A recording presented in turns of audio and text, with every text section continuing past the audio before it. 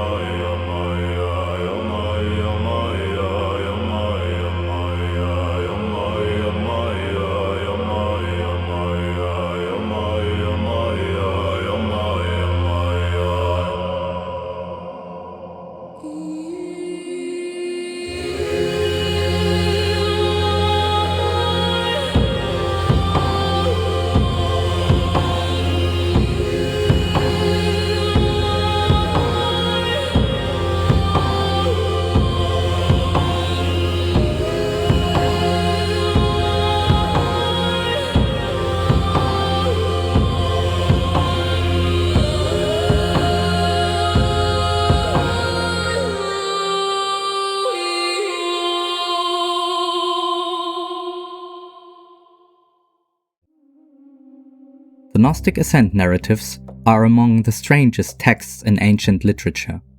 They describe what happens after death, but not in the reassuring terms of Orthodox religion, where the faithful are welcomed into paradise. In Gnostic cosmology, death is the beginning of a journey through hostile territory. The soul, freed from the body, must arise through the planetary spheres. Each sphere is governed by an archon, and each archon will challenge the ascending soul. Each challenge must be passed or the soul remains trapped at that level, recycled back into matter, forced to incarnate again in the demiurge's prison. Let's consider it as phenomenology. The Apocryphon of John, one of the key texts found at Nag Hammadi, describes the archons in detail. There are 7 primary archons corresponding to the 7 planetary spheres, each with a specific name, a specific form, a specific domain. Beyond them are additional powers, 365 angels in some reckonings, a vast bureaucracy of intermediate beings maintaining the cosmic structure.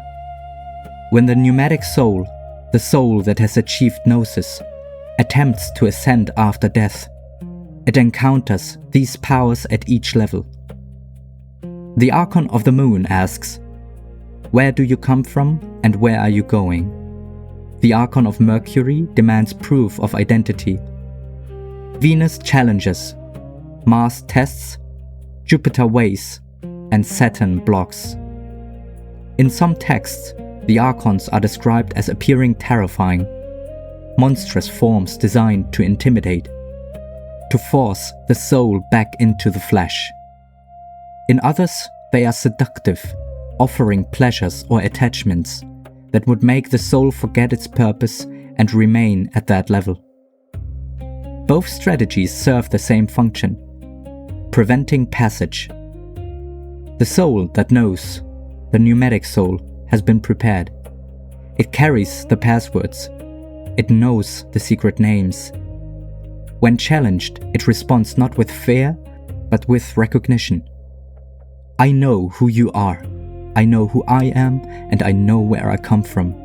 I know where I'm going. You have no power over me, for I am not of your realm. This formula, or variations of it, appears across Gnostic literature. It's not a magic spell in the superstitious sense. It's a declaration of ontological status. The archon's power depends on the soul's ignorance, on the soul believing it belongs to their world, that their authority is legitimate, that there is nowhere else to go. The formula breaks that spell. It asserts a truth that dissolves the archon's claims. What are we to make of this? At minimum, it's a psychological technology, a method for facing death without terror, a way of framing the transition of consciousness that emphasizes continuity and direction rather than annihilation or judgment. Even if purely mythological, it served a purpose. It gave the Gnostics something to do at death, a script to follow, a conviction that prepared for what came next. But there's a stranger possibility. The phenomenon appears when limits are approached. This is one of the most consistent patterns in the data. UAP cluster around nuclear installations. They follow military aircraft at the edge of their performance envelopes. They appear at submarine bases, weapons facilities, areas where the most powerful technologies are concentrated. They were present at the Trinity test. They have been tracked above nuclear-armed vessels. One interpretation: they are conducting surveillance, monitoring our development, assessing threat level. This is obviously the extraterrestrial espionage reading, logical and almost comforting in its familiarity. Spy's gonna spy. But another pattern emerges if you widen the lens. The phenomenon also appears at conceptual thresholds. It intensified precisely when humanity developed nuclear weapons, the power to destroy ourselves and alter the planet. It has intensified again as we approach artificial general intelligence. Another threshold, another capacity that changes what humans are and can do. It appears when individual witnesses approach breakthroughs in understanding, when researchers get too close to something, and when disclosure seems imminent. Jacques Vallée noticed this decades ago. The phenomenon seems to regulate. It allows certain developments and blocks others. It provides enough evidence to keep the question open, but never quite enough to force resolution. It induces interest, but also ridicule. It approaches, but withdraws. It appears when you're not looking for it and vanishes when you are. This is how you would expect a control system to behave, and this is also how you would expect archons to behave. The archons in Gnostic thought were not simply malevolent demons opposing humanity out of spite. They were functionaries. They served a purpose within the demiurge's order. They maintained boundaries that had been established. They challenged those who sought to transcend, not because transcendence was impossible, but because it was not supposed to happen without proper preparation, the proper knowledge, and the proper recognition of what was at stake. The phenomenon, whatever it is, appears to function similarly. It maintains a boundary, it monitors approaches to that boundary, and it allows glimpses but prevents full passage. It's neither helper nor enemy in any simple sense. It's a guardian, a gatekeeper, the power that stands at the threshold. The archons were not described as having stable forms. They appeared differently to different souls in different texts and at different times. They were, in a sense, interfaces, taking on the appearance that matched the psychological and cultural expectations of the one perceiving them. The phenomenon does exactly this. We've already noted in our last video that the phenomenon appears to dress for the era. Airships in 1897, flying saucers in 1947, black triangles in the 1980s. Whatever comes next, presumably, as our expectations evolve. But it goes deeper than propulsion aesthetics. The beings associated with the phenomenon also costume. In mid-century America, they were small humanoids in jumpsuits, speaking of interplanetary federations and cosmic brotherhood. Precisely what a culture raised on Flash Gordon and early space enthusiasm would expect. In Brazil, they were taller, more varied, sometimes hostile, matching a different cultural template. In medieval Europe, there were faeries, demons, and angels. In ancient times, gods. The skeptical explanation: people see what they expect to see. The brain is a pattern completion machine. A strange stimulus triggers cultural templates, and the memory is reconstructed to fit available categories. Medieval people had faeries in their toolkit. We have aliens in ours. This explanation has merit. It may cover many cases, but it fails to explain the cases where the phenomenon violates expectation. The airships of 1897, for example, appeared before humans had achieved powered flight. There was no template for them to fit. The flying saucers that appeared in the 1980s should have been black triangles by then. If the phenomenon were merely reflecting culture, it often runs ahead of what the culture provides. There's a middle position. The phenomenon is real but adaptive. It exists in some form we cannot directly perceive. And when it manifests in human experience, it takes form through interaction with the observer's mind. The substrate is not human, but the interface is human, shaped by human cognition, human culture, and human expectation, even as it shapes those expectations in return. This is neither purely objective nor purely subjective. It is participatory. The phenomenon and the observer create the encounter together. This is, incidentally, exactly how some Gnostic texts describe the archons. They take on the form that the soul expects. And they are more frightening to those who are afraid, more seductive to those who are attached. They work with whatever material consciousness provides. Now, here's the problem that confounds every attempt to categorize the phenomenon. It refuses the binary between physical and mental. It shows up on radar, it leaves landing traces, it affects car engines and electronics. It creates radiation burns, and physical evidence exists. But it also communicates telepathically. It induces altered states. It creates experiences that don't obey physical law.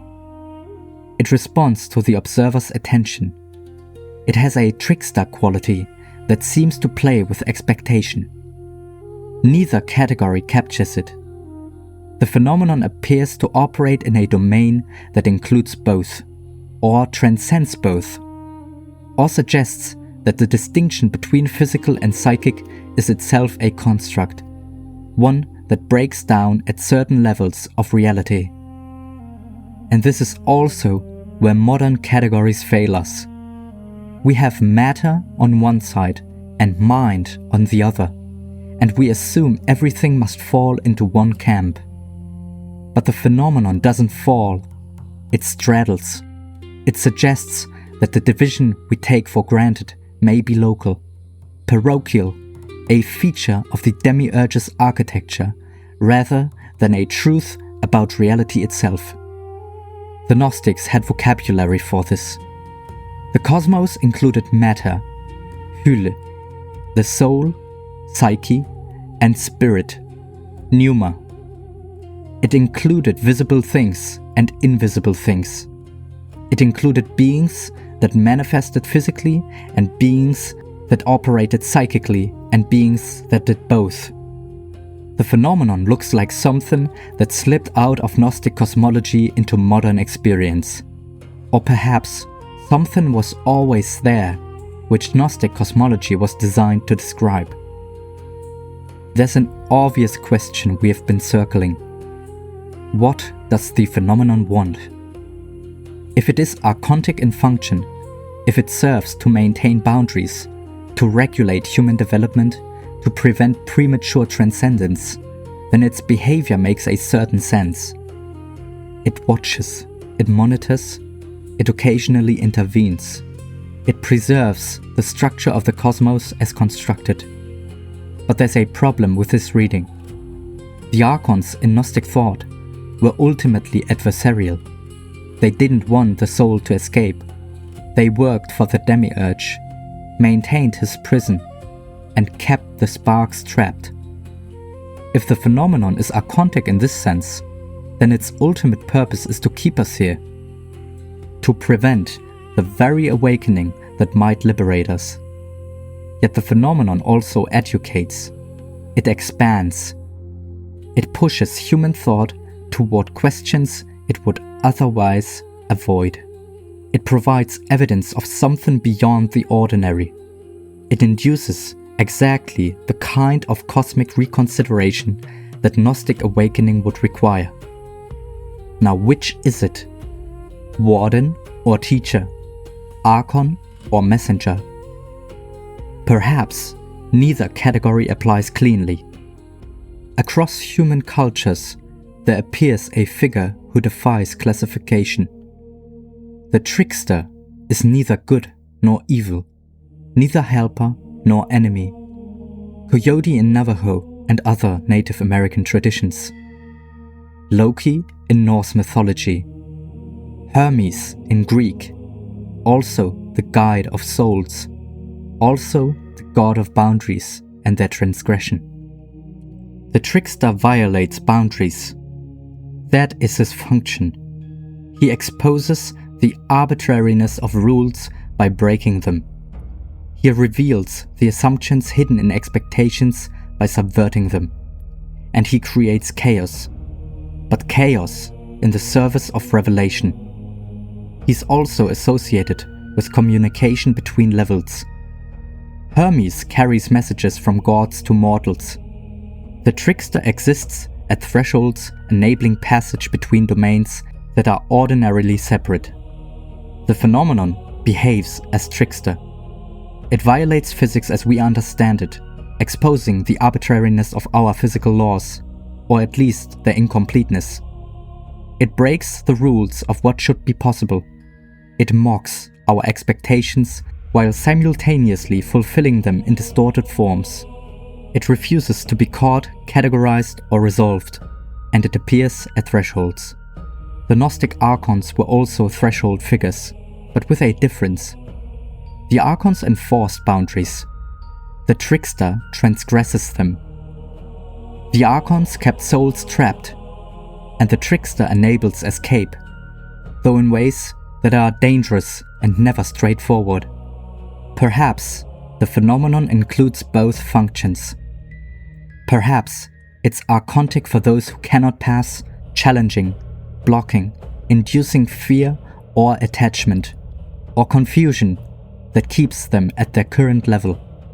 And perhaps it's trickster for those who are ready, disrupting, teaching, provoking the leap that ordinary consciousness cannot make on its own.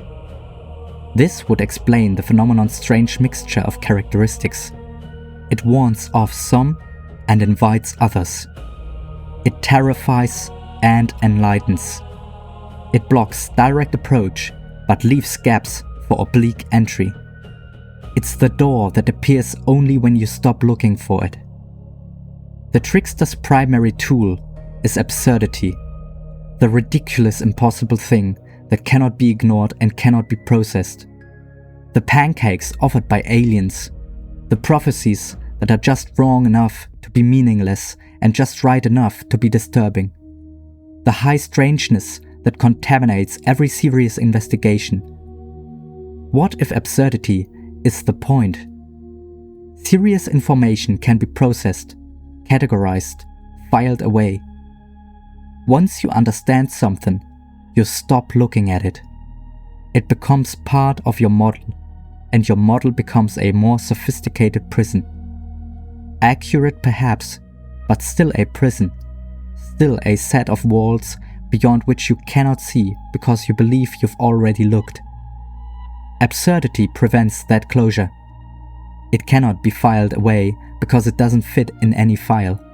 It cannot become part of the model because it explodes every model. It forces continued attention. The Gnostic texts themselves have this quality. They are not systematic philosophies that can be mastered and then shelved. They are strange, contradictory, and mythologically excessive. Gnosis, remember, is not a belief. It's not mastery of doctrine. It is direct seeing. And direct seeing cannot be transmitted through information that can be processed conceptually. The conceptual mind will always turn the living truth into another dead model. So the Gnostic teachers gave their students something that couldn't be processed. Myths that overflow, systems that don't quite cohere, and provocations dressed as revelations. And the phenomenon does the same. Perhaps the absurdity is a teaching method. Perhaps it's designed to break the conceptual mind's grip. And perhaps the impossible physics, the ridiculous encounters, and the maddening refusal to submit to analysis, all of it is saying, your categories are not adequate, your physics is provincial, and your certainties are local. Wake up. This is, of course, exactly what an archon might say to test whether you can hear what it's actually saying, or exactly what a liberator might say to trigger the recognition that frees. Let's consider specific evidence. One of the most consistent patterns in UFO or UAP literature is the connection to nuclear weapons and nuclear facilities. The data is extensive enough that even skeptical researchers acknowledge the correlation while disputing its interpretation. July 1945. The Trinity test detonates the first nuclear weapon in New Mexico. Reports of unusual aerial phenomena in the area increased dramatically in the following months. 1947. The Roswell incident occurs within 100 miles of the Trinity site, near the home base of the 509th Bomb Group. At that time, the only nuclear-armed air unit in the world. 1948 to 1969. Project Blue Book documents hundreds of sightings near nuclear installations, many unexplained. In 1967, Malmstrom Air Force Base, Montana. Multiple UFOs are reported over missile silos. According to witnesses, missiles in their silos simultaneously go offline. A technical impossibility without physical access. In 1980, the Rendlesham Forest incident in the UK, adjacent to RAF Bentwaters Woodbridge, which at that time hosted nuclear weapons. Multiple military witnesses over multiple nights report craft in the forest demonstrating impossible capabilities. In 2004 to 2015, the USS Nimitz and USS Roosevelt encounters involve carrier groups with nuclear capabilities. The phenomenon tracks these groups repeatedly. The pattern could be coincidence. Nuclear facilities are heavily monitored. Perhaps UAP simply show up better where there are more sensors. Military personnel at nuclear sites are trained observers. Perhaps they simply report more accurately. Or the pattern could be meaningful. If the phenomenon monitors thresholds, nuclear weapons represent the ultimate threshold. The capacity to end human civilization. to render the planet uninhabitable, and to close the door on whatever human development was supposed to achieve. A guardian, an archon, would be expected to pay attention to this. But what would paying attention accomplish? In several reported cases, the phenomenon appears to have disabled nuclear weapons. The Malmstrom incident is not unique. Similar reports come from the Soviet Union during the Cold War. If these reports are accurate, the phenomenon has demonstrated both the capacity and the inclination to interfere with nuclear launch systems. This is not merely observation. It is action. It is a message.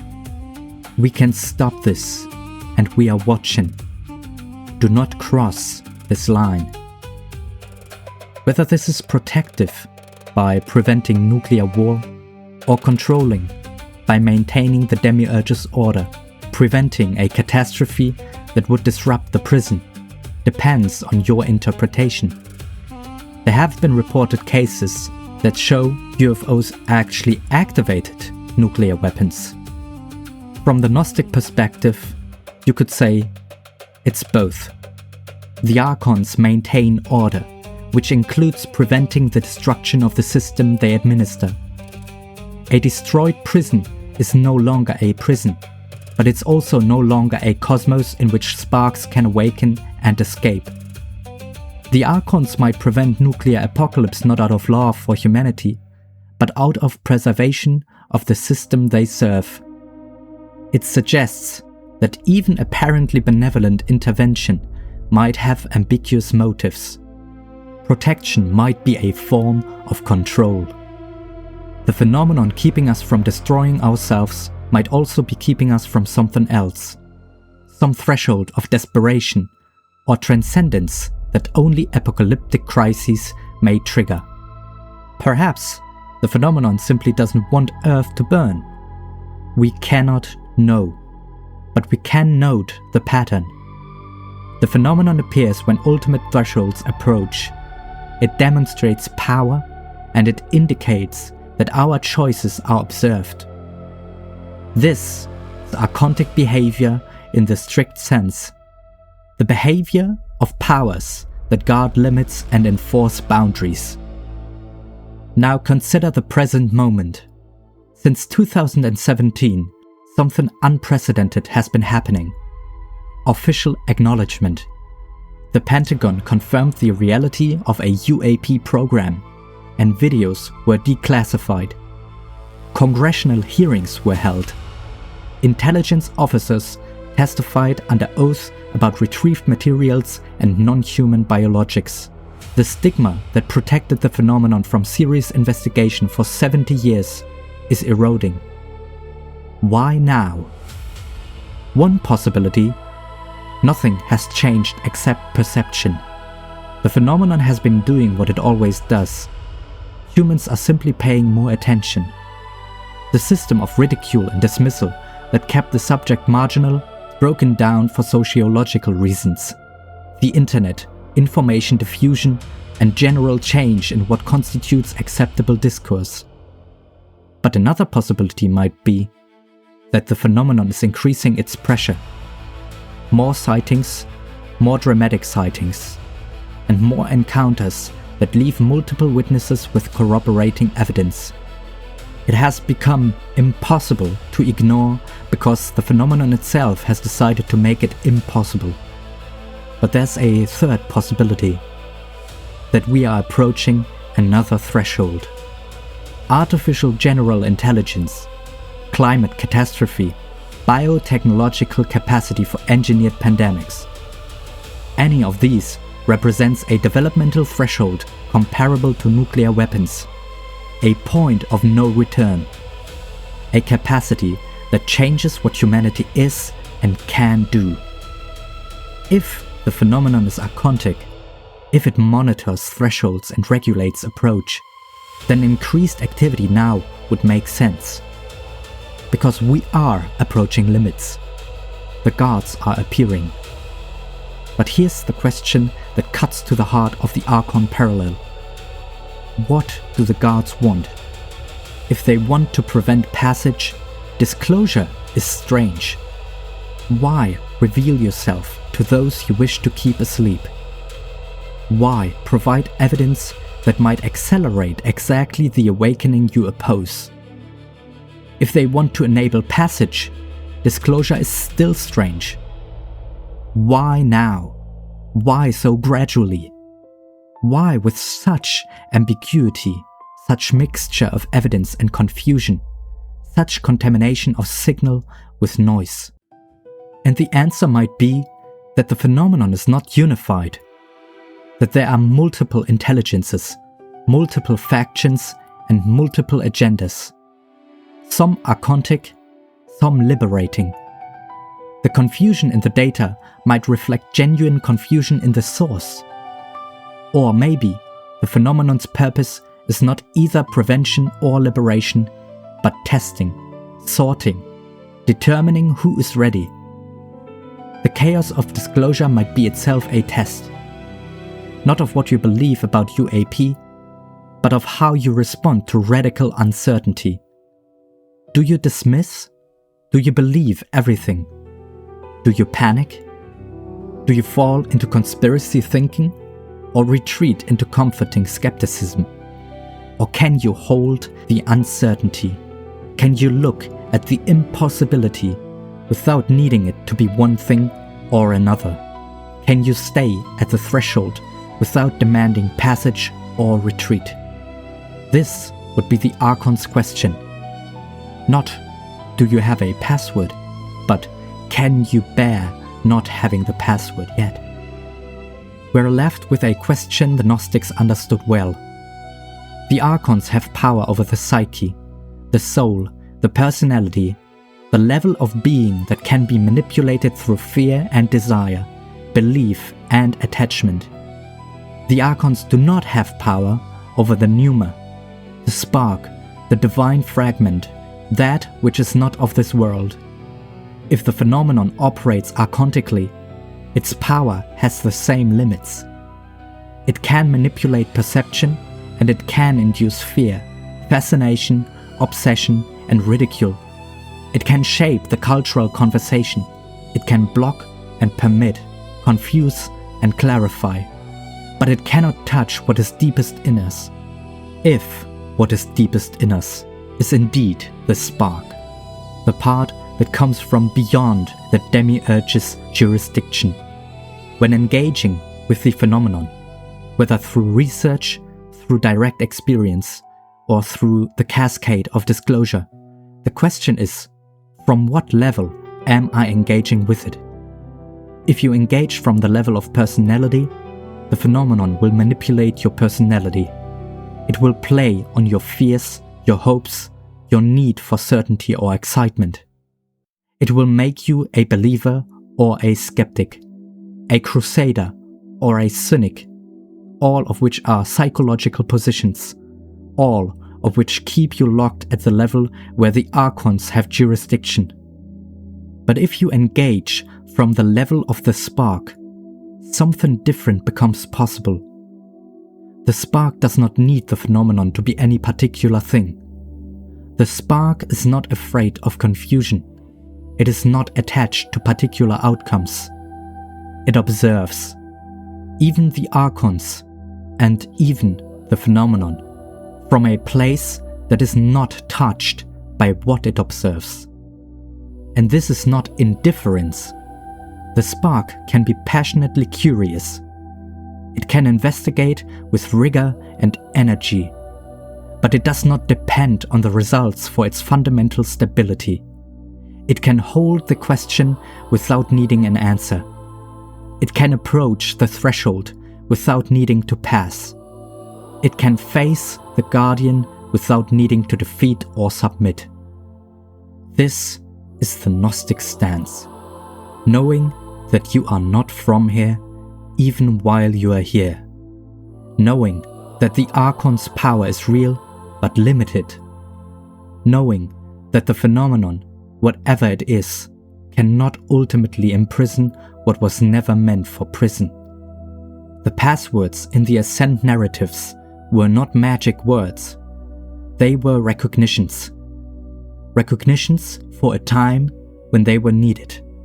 It is identity, and identity, properly realized, is the key that opens every gate. What can we conclude? The Gnostic descriptions of archons, intermediary powers, guardians of the spheres, challengers at thresholds, map onto the phenomenon's behavior with disturbing precision. This could be coincidence, pattern matching, the human tendency to find meaning in chaos. Or it could be recognition. The Gnostics were not doing science as we understand it. They had no radar, no multi-sensor platforms, and no systematic data collection. They had direct experience interpreted through available frameworks, and those frameworks were mythological. But mythology is not simply false. It is a way of encoding observations about reality that scientific language may not yet be able to capture. When they describe beings that guarded spheres, challenged ascending souls, and took on forms appropriate to the perceiver, when they describe powers that were neither simply good nor evil, but functionally regulatory, they may have been describing something real. The phenomenon, 2,000 years later, demonstrates the same features. This is either an extraordinary coincidence or evidence that the Gnostic map, however mythologically expressed, was pointing at genuine territory. The question is what to do with this possibility. The Gnostics would say, prepare. Know who you are. Develop the gnosis that is not belief but recognition. When you encounter the guardians, whether in Death's Passage or in the strange twilight of UAP experience, be ready to answer their challenge not with fear, not with credulity, but with the calm certainty of one who knows where they come from and where they are going. This is not a literal instruction manual. The passwords of Gnostic texts are metaphors. Or perhaps, more accurately, they are pointing at the state, not a formula. And the state is the password. Gnosis is not something you recite, but something you are. And perhaps that is what the phenomenon is ultimately testing. Not our beliefs about aliens or dimensions or conspiracies, but whether we have become something that can withstand the encounter with what lies beyond the threshold. In the next video, we turn from behavior to physics.